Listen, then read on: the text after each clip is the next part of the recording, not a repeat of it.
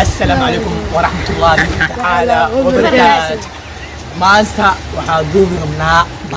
barangigaasna waxaa waaye makasiisaaye barangi waali awa